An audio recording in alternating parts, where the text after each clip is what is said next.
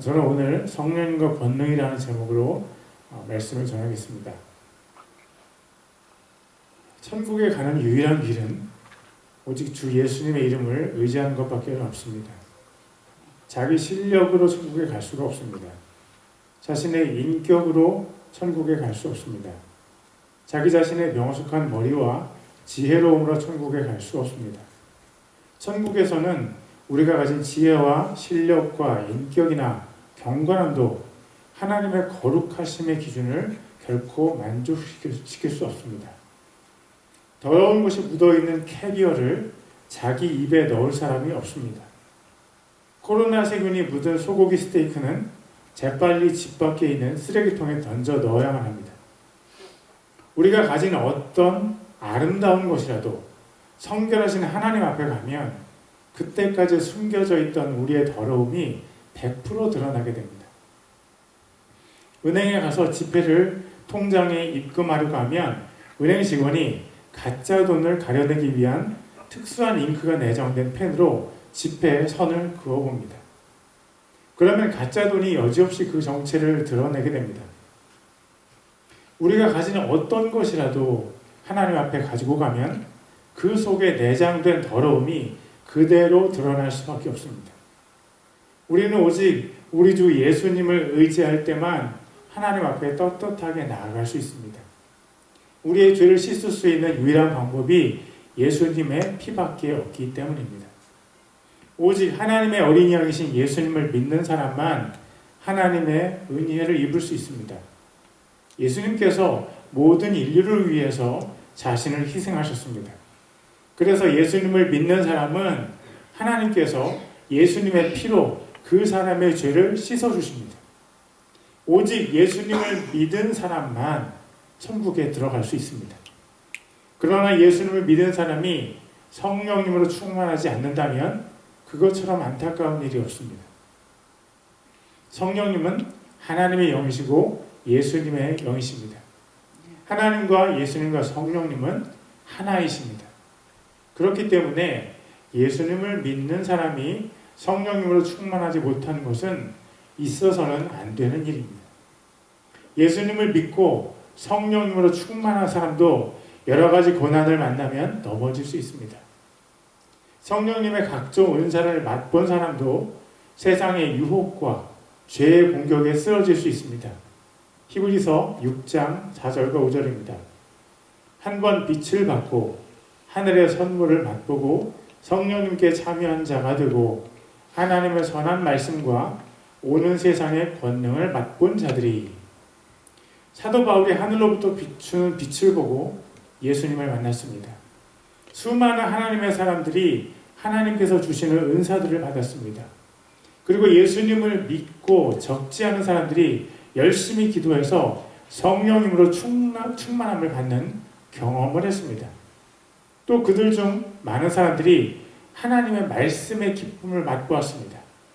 그리고 그중 일부는 하나님께서 권능을 부어주셔서 그 권능을 힘입어서 하나님의 영광을 드러냈습니다. 그런데 문제는 그들이 그런 것들을 하나님께로부터 받은 후에 일어납니다. 히브리서 6장 6절입니다. 만일 떨어져 나가면 다시 그들을 새롭게 하여 회개에 이르게 함이 불가능하니 그들은 자기들을 위해 하나님의 아들을 새로이 십자가에 못 박아 드러내놓고 그분을 모욕하느니라. 만일 떨어져 나가면 우리는 이 부분을 항상 주의해야 합니다. 많은 사람들이 하나님의 은혜를 받기 위해 하나님께 간구합니다. 그리고 말씀의 기쁨을 맛보고 또 성령님으로 충만하심을 받고 그들의 삶에 성령님의 열매가 맺히기 시작합니다. 그런데 그런 경험을 한 사람들 중에 어떤 사람들은 떨어져 나갑니다. 누구로부터 떨어져 나갑니까? 요한복음 15장 5절에서 예수님께서 자신을 포도나무라고 하시고 우리를 가지라고 하셨습니다. 나뭇가지가 나무에서 떨어져 나가는 것처럼 어떤 사람은 예수님으로부터 떨어져 나갑니다. 핍박이 오거나 죄의 유혹에 의해 또는 명예나 부유함의 배가 불러서 예수님을 떠납니다. 우리가 정신을 차리고 깨어 있어야 합니다. 우리 대적 마귀가 울부짖는 사자같이 두루 다니면서 삼킬 자를 찾습니다. 거짓 그리스도들과 거짓 대언자들이 일어나서 큰 표적들과 이적들을 보여서 할 수만 있으면 하나님께서 선택하신 자들을 속입니다. 하나님의 뜻은 하나님께서 택하신 자 중에 하나도 잃어버리지 않는 것입니다. 자신의 아들 예수님의 피로 값을 치르고 사신 한 영혼이 잃어버려지는 것만큼 하나님께 큰 고통이 없습니다. 하나님은 모든 사람이 구원받기를 원하십니다. 하나님은 한 사람도 천국에 못 들어온 일이 없기를 바라십니다. 하나님은 당신을 사랑하십니다. 당신이 예수 그리스도라는 포도나무에서 떨어져 나가는 일은 하나님의 마음을 너무나 아프게 합니다. 그러므로 하나님께서 택하신 사람이라도 항상 넘어질까 조심해야 합니다. 마음을 강하게 하고 담대하게 하십시오. 하나님께서 너무나 뜨거운 사랑으로 당신을 사랑하십니다. 하나님께서 독생자 예수님을 우리 대신 죽이셨습니다.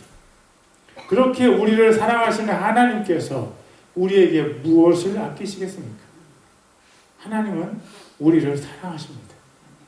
그러나 그럼에도 불구하고 하나님의 사랑에서 떨어져 나가는 사람들이 있다는 것은 너무나 마음 아픈 일입니다. 하나님께 예배드리기를 중단하고 하나님 사랑하기를 중단하고 이웃 사랑하기를 멈추는 사람들이 있습니다. 예수님은 지금도 살아계십니다. 우리를 위해서 가장 치욕스럽게 가장 고통스러운 값을 치르신 예수님께서 지금도 살아계십니다. 그 예수님을 만나보세요. 당신이 아주 작은 소리로 예수님을 부르면 예수님은 당신에게 금방 대답하실 것입니다. 예수님의 사랑, 하나님의 사랑을 만나보십시오. 여러분의 마음에 빛이 들어올 것입니다. 예수님을 향해서 여러분의 눈을 들어오십시오. 예수님께서 얼마나 당신의 눈길을 기다리시는지 모릅니다.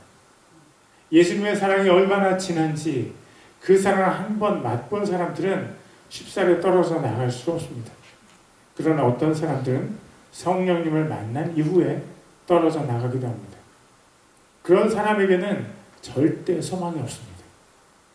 그런 사람의 회개는 이미 부활하셔서 승천하신 예수님을 다시 이 땅으로 끌어내려서 십자가에 다시 못 박는 것과 같습니다.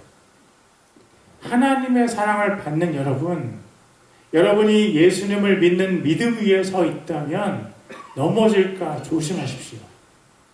여러분이 성령님의 강력하신 임재 가운데 있다면 마귀가 여러분을 공격할 때 넘어지지 않도록 주의하십시오. 그러나 꼭 우리가 기억해야 할 것이 있습니다. 성령님의 능력처럼 강력한 것이 이 세상에는 없다는 사실입니다. 오늘 우리는 예수님께서 이 땅에 오시던 때의 일을 보고 있습니다.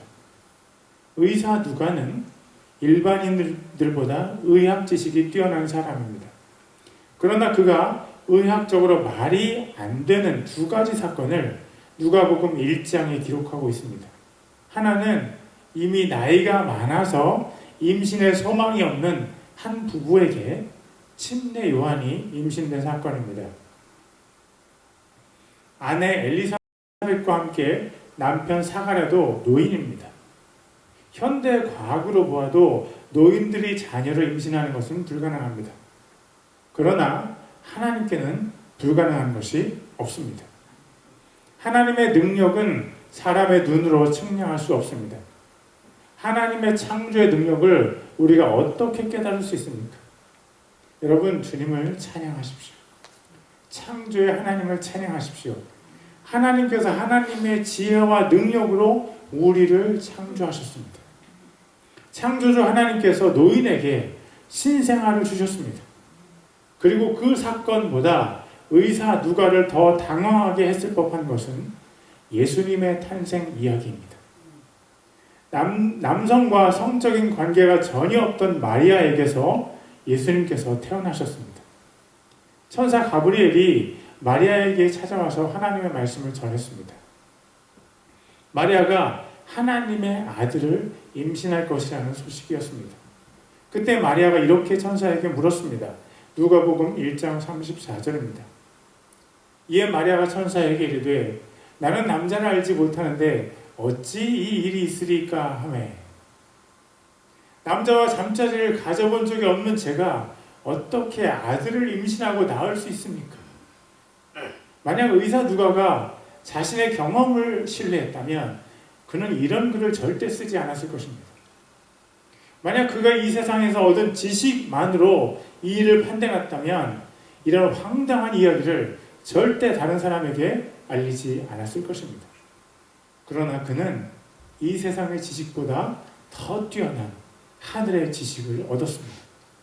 그는 육적인 지식을 한참 뛰어넘는 영적인 지식을 얻었습니다. 하나님께서 의사 누가의 영적인 눈을 열어주셨고 그는 영적인 의사로 변화되었습니다. 의사 누가의 눈에 천사가 보이고 하나님의 음성이 들리고 성령님의 일하심이 보였습니다. 성령님께서는 의사 누가를 사로잡으셔서 누가복음과 사도행전이라는 귀한 책들을 쓰게 하셨습니다. 그러나 그가 이 세상에서 얻은 지식을 판단했을 때 말도 안 되는 일도 인정하게 되었습니다. 그도 마리아처럼 이런 일이 어떻게 가능한 것인지 너무나 궁금했을 것입니다. 우리도 가지고 있는 이 궁금증을 천사 가브리엘이 이렇게 풀어줍니다. 누가복음 1장 35절입니다. 천사가 그녀에게 대답하여 이르되 성령님께서 내게 임하시고 가장 높으신 이의 권능이 너를 덮으시리니 그런즉 또한 내게서 태어날 그 거룩한 것은 하나님의 아들이라 불리리라. 일에는 순서가 있습니다. 예수님께서 수처녀 마리아의 몸에 임신된 일은 두 가지 단계로 되어 있습니다. 첫 번째 단계는 성령님께서 마리아에게 임하신 것입니다.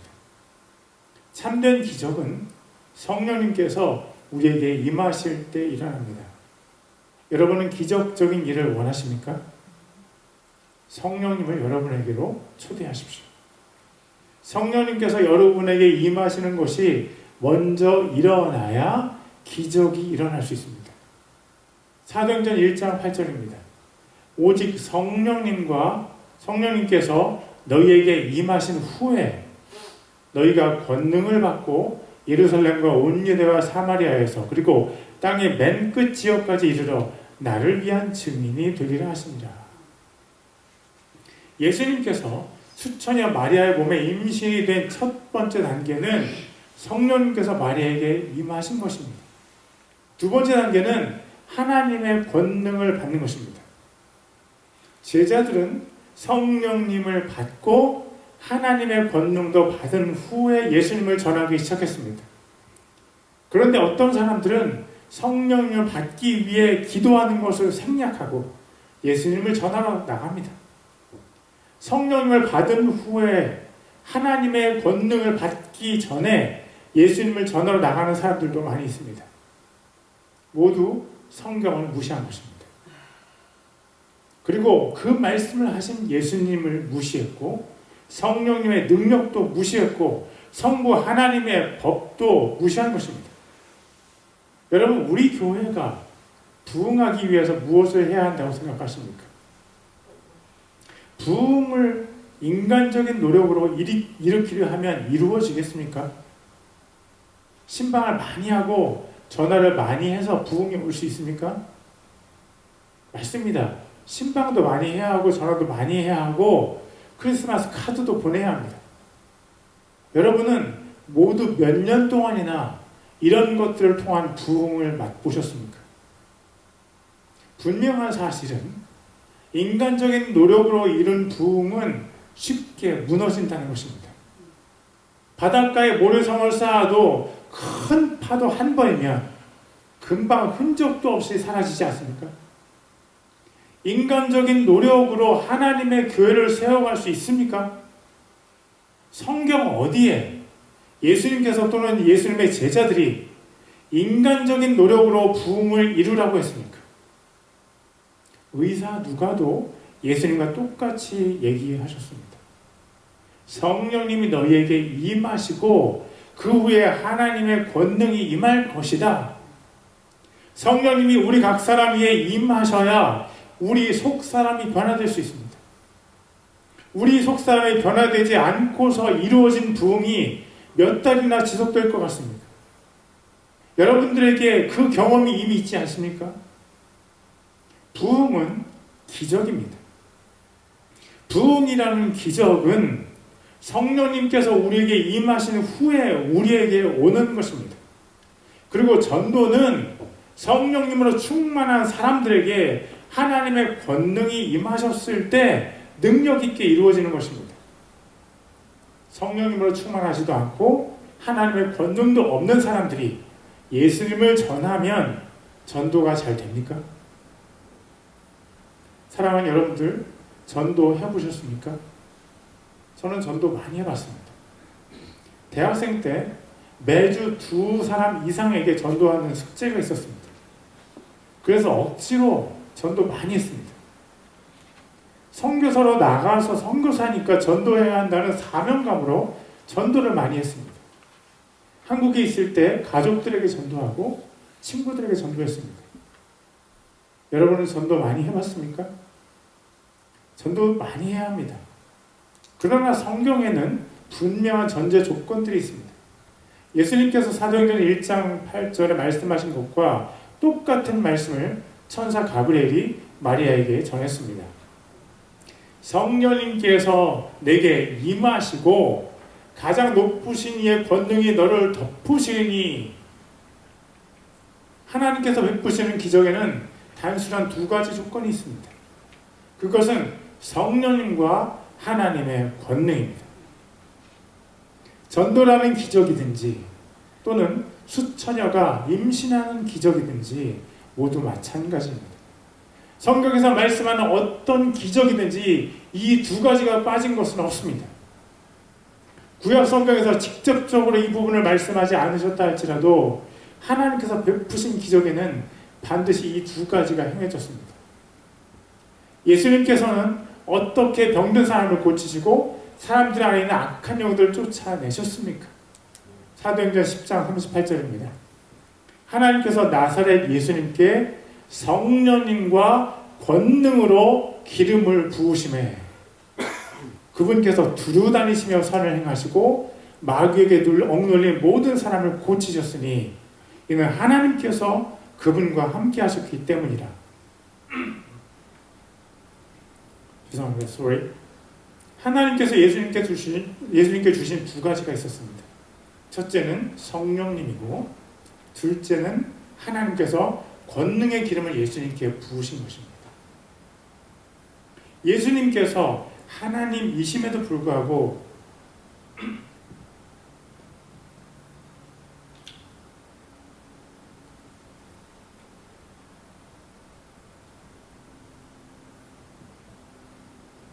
하나님께서 성령님과 권능의 기름을 부으신 이유가 있습니다. 그것은 우리가 하나님의 일을 할 때 필요한 2가지를 하나님께서 우리에게 알려주시기 위한 것입니다. 그렇다면 예수님의 제자들도 성령님과 권능의 기름 부으심을 받았을까요? 데살로니가전서 1장 5절입니다. 이는 우리가 우리의 복음이 말로만 너희에게 이르지 아니하고 권능과 성령님과 큰 확신으로 이르렀기 때문입니다. 우리가 너희를 위해 너희 가운데서 어떤 사람이 되었는지는 너희가 아는 바와 같으니라. 사도 바울과 그의 동료들에게도 하나님께서 성령님과 권능을 부으셨습니다. 권능은 더러운 영들을 대적하여서 그들을 내쫓으며 온갖 질환과 온갖 질병을 고치기 위해서 예수님께서 제자들에게 주신 것입니다. 하나님께서 예수님의 제자들에게 성령님과 권능을 주십니다. 그렇다면 침례 요한에게도 하나님께서 성령님과 권능을 주셨을까요? 누가복음 1장 15절입니다. 이는 그가 주의 눈앞에서 크게 되고 포도즙이나 독주를 마시지 아니하며 모태에서부터 성령님으로 충만하여. 침례 요한은 특별하게 엄마 뱃속에 있을 때부터 성령님으로 충만했습니다. 그리고 누가복음 1장 17절입니다. 그가 또 엘리야의 영과 권능으로 그분보다 앞서가서 아버지들의 마음을 자녀들에게 돌아오게 하고 불순종하는 자를 의인의 지혜로 돌아오게 하며 주를 위하여 예비된 한 백성을 준비하리라 하니라. 침례 요한에게 하나님께서 권능으로 부으실 것이라고 천사 가브리엘이 스가랴에게 말했습니다. 성령님과 권능으로 침례를 베푸시는 것은 하나님께서 예수님의 사역 초기에 다시 하신 일이었습니다. 예수님께서 침례 요한에게 침례를 받고 올라오셨을 때 성령님께서 예수님 위에 임하셨습니다. 그리고 예수님께서 마귀의 시험을 이기셨을 때 하나님께서 예수님께 권능을 부으셨습니다. 누가복음 4장 14절입니다. 예수님께서 성령의 권능을 입고 갈릴리로 돌아오심에 그분의 명성이 주변 온 지역에 두루 퍼지니라.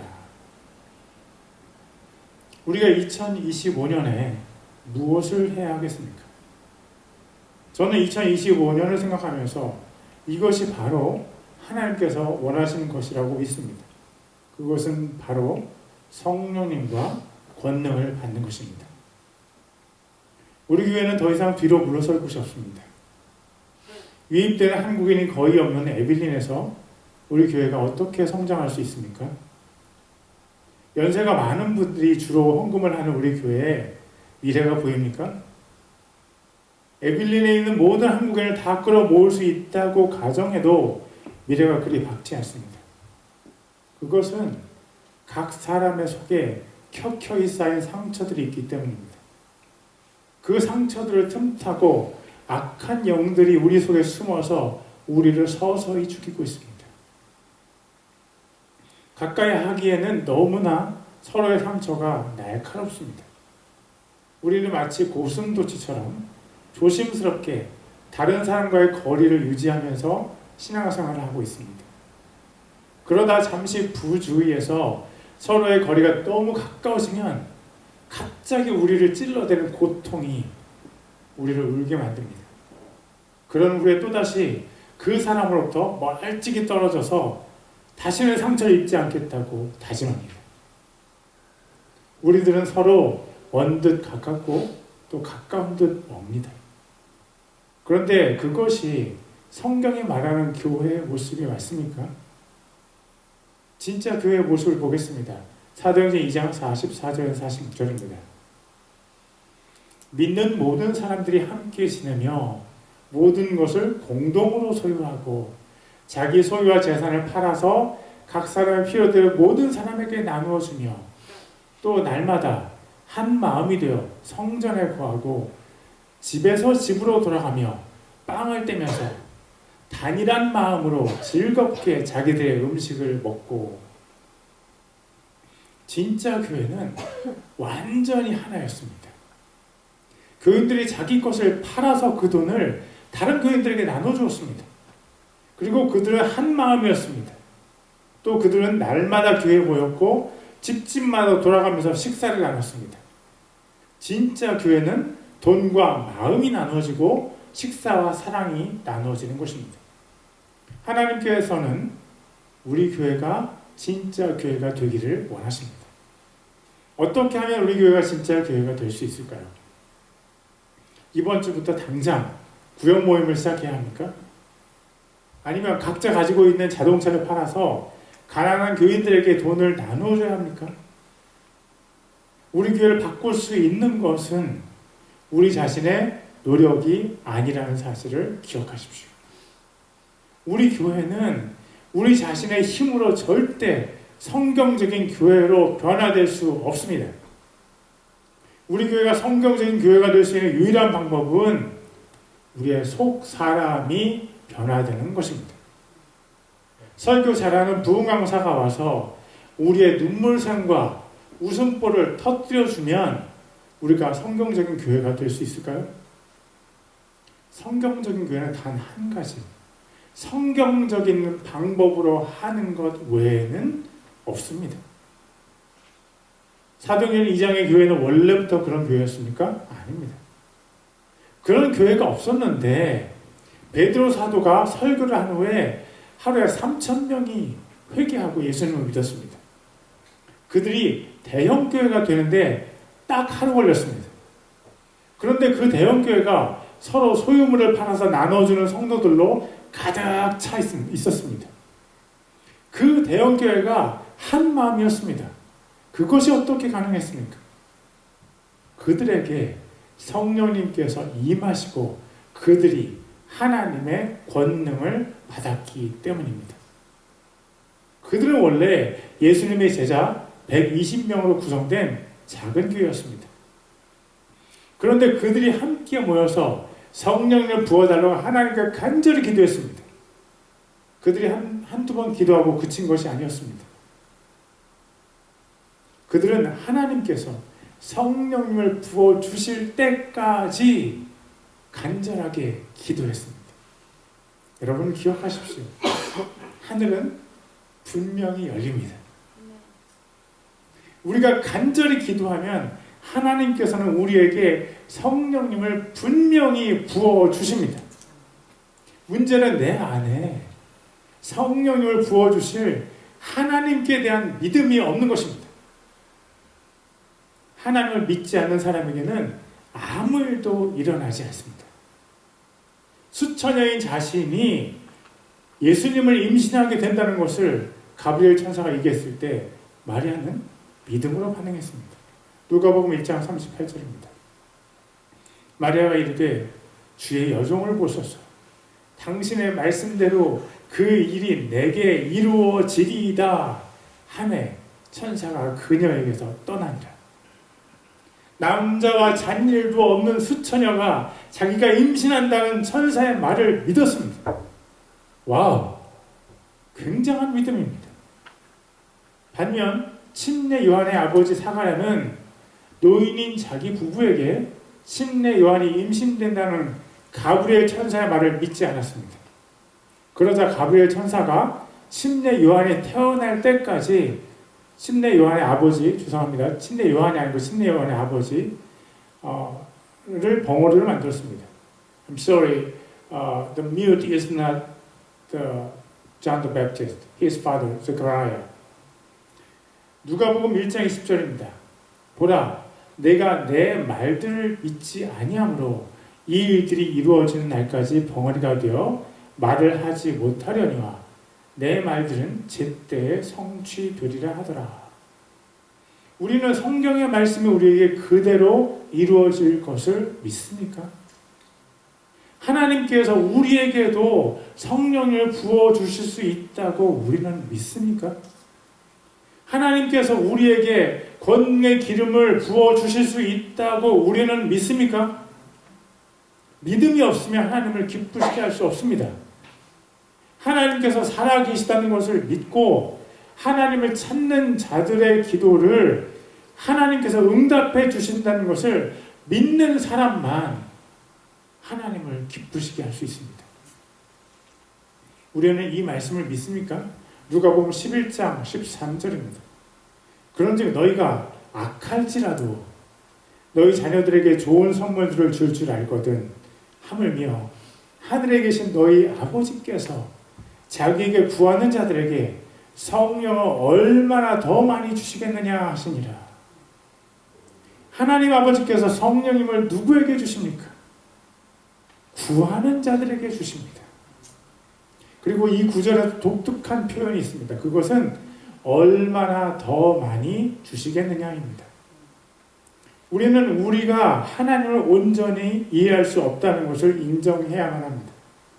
성령님을 한 인격으로 믿지만 성령님을 더 많이 주신다는 표현은 이해가 되지 않습니다. 어떻게 해야 할까요? 여러분, 성경에서 이해가 안 되는 부분은 그냥 이해하지 못하는 상태로 넘어가십시오. 만약 하나님께서 우리에게 그 부분을 설명해 주시면 좋지만 그렇지 않다면 그냥 모르는 상태로 지내십시오. 어차피 우리는 천국을 1%도 이해하지 못하고 있습니다. 이 세상의 모든 지식 중에 우리가 얼마나 이해하고 있습니까? 저는 이 세상의 모든 지식 중에서 단 1%도 이해하지 못하는 상태로 아무 문제 없이 잘 살고 있습니다. 성령님을 더 많이 주실 수 있다는 것을 억지로 이해하려고 하지 마십시오. 그러나 그냥 믿으세요. 하나님이신 예수님께서 사람의 몸을 입고 이 땅에 오신 것이 이해가 되십니까? 우리는 이해하지 않고 믿습니다. 하나님께서 온 세상을 창조하신 것을 이해하십니까? 아닙니다. 우리는 이해하지 않고 믿습니다. 성령님을 더 많이 주실 수 있다는 것도 이해하지 말고 그냥 믿으세요. 그리고 성령님을 달라고 하나님께 간절히 기도하세요. 하나님께 구하는 사람은 하나님께서 주십니다. 하나님께서 주실 것을 믿고 하나님을 간절히 찾는 사람에게 하나님께서 찾게 해주십니다. 성령님을 달라고 하늘 문을 죽으나 두드리는 사람에게 하나님께서 하늘의 문을 열어주십니다. 하나님께서 우리에게 성령님을 주십니다. 퀴즈 하나 내겠습니다. 답은 성령님을 받고자 하는 우리의 열망이 더 클까요? 아니면 성령님을 주시고자 하는 하나님의 열망이 더 클까요? 답은 간단합니다. 성령님을 주시고자 하는 하나님의 열망이 더 크십니다. 그냥 더 큰 정도가 아니라 우리 열망과 비교할 수 없을 정도로 하나님의 열망이 엄청나게 큽니다. 하나님께서 우리에게 성령님을 주고 싶으셔서 간절하게 기다리십니다. 성령님을 달라고 간구하십시오. 우리가 하나님으로부터 성령을 받아야 그 다음에 하나님의 권능도 받을 것 아닙니까? 그러므로 여러분들 믿음을 가지세요. 무슨 믿음을 가져야 합니까? 누가복음 1장 37절입니다. 하나님께는 불가능한 일이 없느니라 하니라. I'll read it again. 제가 다시 읽겠습니다. 하나님께는 불가능한 일이 없느니라. 하나님께서 하늘과 땅을 창조하신 것을 믿으십니까? 하나님께서 가을의 낙엽과 봄의 꽃들을 창조하신 것을 믿으십니까? 하나님께서 무지개와 먹구름을 창조하신 것을 믿으십니까? 하나님께서 예수님을 보내셔서 우리 대신 십자가에 죽게 하신 것을 믿으십니까? 예수님께서 십자가에 죽으시고 부활하셔서 또 승천하셔서 지금 하나님 보좌 오른편에 앉아 계신 것을 믿으십니까? 예수님께서 다시 오셔서 모든 악을 심판하실 것을 믿으십니까? 예수님께서 하나님의 사람들을 천국으로 데려가신다는 것을 믿으십니까? 여러분, 믿으세요. 하나님께서 살아계십니다. 그리고 하나님께는 불가능한 일이 없습니다. 노인 부부에게 임신하게 하시고 위대한 침례자 요한이 태어나게 하신 것도 하나님께는 가능했습니다.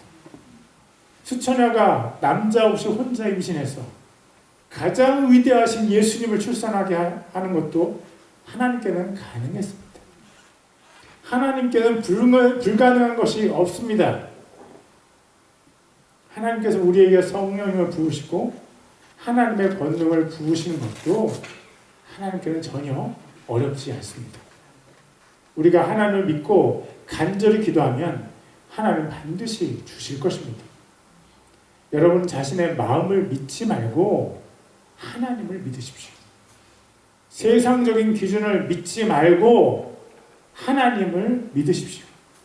하나님께는 불가능한 것이 없습니다. 그래서 저는 우리 교회의 내년 주제를 성령님과 권능으로 정했습니다. 우리는 하나님께서 우리에게 성령님과 권능을 기름 부어 주시기를 기도할 것입니다. 왜냐하면 하나님께는 불가능한 것이 없기 때문입니다. 불가능한 것이 없으신 하나님께 구해서 우리 속사람이 변화될 것입니다. 불가능한 것이 없으신 하나님께 구해서 우리가 성령님으로 충만하게 될 것입니다. 불가능한 것이 없으신 하나님께 구해서 우리가 하나님의 권능을 받을 것입니다. 불가능한 것이 없으신 하나님께 구해서 우리가 진정한 부흥을 경험할 것입니다. 2025년 우리는 잘 될 것입니다. 하나님께 불가능한 것이 없기 때문입니다. 기도하시겠습니다. Let's pray.